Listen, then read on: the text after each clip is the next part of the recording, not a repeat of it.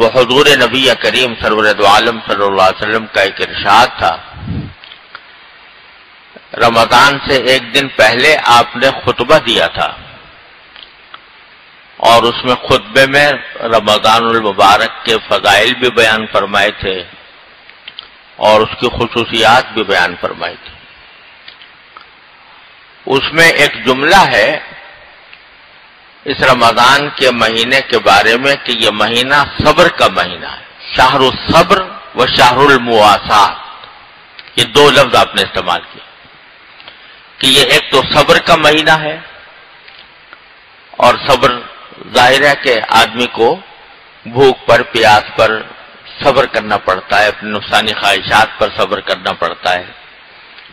تو اللہ تبارک و تعالیٰ اس میں صبر کی تربیت عطا فرماتے ہیں بندوں کو، اور صبر بڑی عظیم چیز ہے جس کے اوپر اللہ تعالیٰ کی طرف سے بے حساب اجر کا وعدہ فرمایا گیا ہے۔ تو ایک تو فرمایا تھا کہ صبر کا مہینہ ہے، اور دوسرے فرمایا تھا کہ مواسات کا مہینہ۔ مواسات کے معنی عربی زبان میں ہوتے ہیں غم خاری، ہمدردی، ایک دوسرے کے ساتھ ہمدردی کا برتاؤ کرنا، اس کو مواسات کہتے ہیں۔ تو رمضان کے مہینوں کو خاص طور پر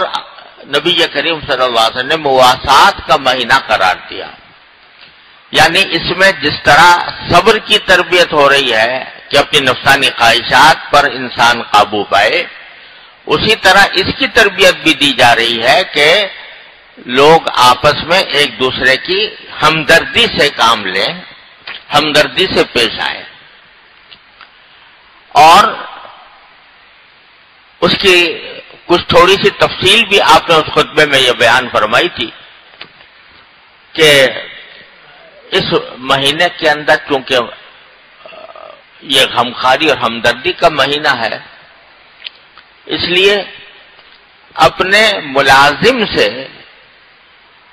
کام کو ذرا ہلکا کر دو، اگرچہ وہ تمہارا ملازم ہے اور ملازم ہونے کی حیثیت سے جو معاہدے کے مطابق آپ اس سے کام لینا ہے وہ آپ لے سکتے ہیں، لیکن کوشش کرو کہ اس مہینے کے اندر اس کے اوپر تخفیف کر دو، ہلکا کر دو، ملازم کے ساتھ یہ ہمدردی کا معاملہ کرو کہ اس کے اوپر زیادہ سخت کام نہ ڈالو رمضان کے مہینے میں۔ اور یہ بھی فرمایا کہ اگر کوئی شخص اپنے ملازم سے تخفیف سے کام لے گا، یعنی اس کے کام کو ہلکا کر دے گا،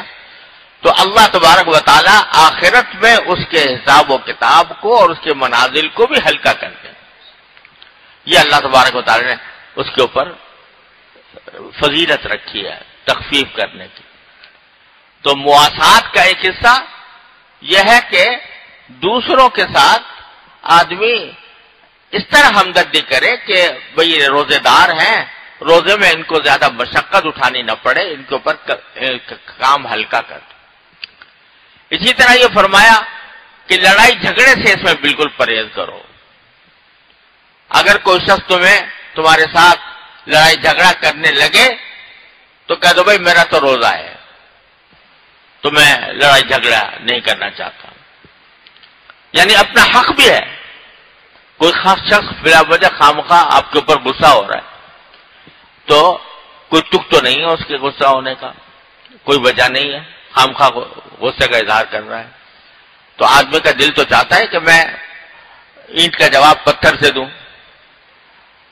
تو لیکن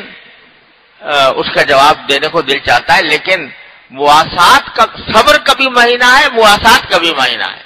لہذا اپنے نفس پر قابو پا کر اس کی لڑائی کو کہہ دو کہ بھئی میرا تو روزہ ہے، تو میں تمہارے ساتھ بحث نہیں کر سکتا، تمہارے ساتھ میں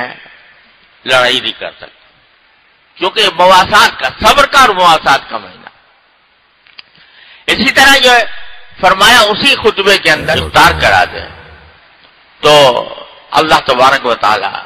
اس کی اپنے فضل و کرم سے اس کو ایسی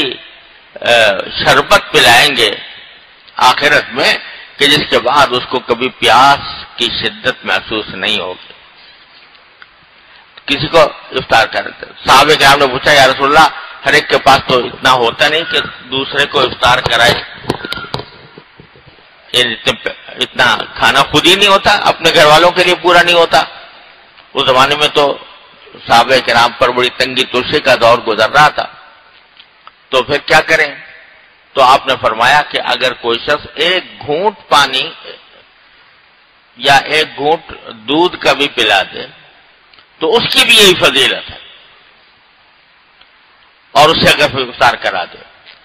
تو اس کی بھی یہی فضیلت ہے. تو اللہ تبارک و تعالیٰ نے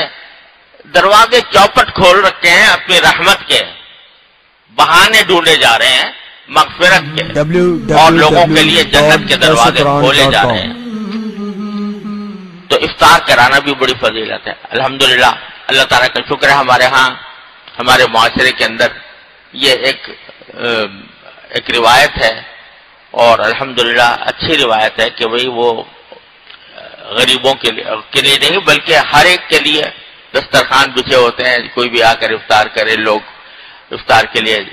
سامان لیے کھڑے ہوتے ہیں راستوں کے اوپر، وقت کے اوپر کسی کو افطار کرا دیا، بڑی اچھی بات ہے. لیکن ایک روایت یہ ہے کہ ایک دوسرے کے یہاں افطاریاں بیچتے ہیں، تو وہ بظاہر نیت تو یہی ہوتی ہے کہ بھئی ہماری چیز سے اگر افطار کر لیں گے تو ہمیں بھی اللہ تعالیٰ شاید اس ثواب میں داخل کر لیں. لیکن یہ افطاری بیچنے کا قصہ جو ہے اب یہ ایسا بن گیا ہے کہ یہ ایک بدلے کسی صورت ہو گئی ہے. وہ ہمارے ہاں بھیجیں، ہم اس کے ہاں بھیجیں، اور اگر نہ بھیجیں تو بعض اوقات ناگواری. تو یہ اس طرح کی صورت نہیں کرنی چاہیے.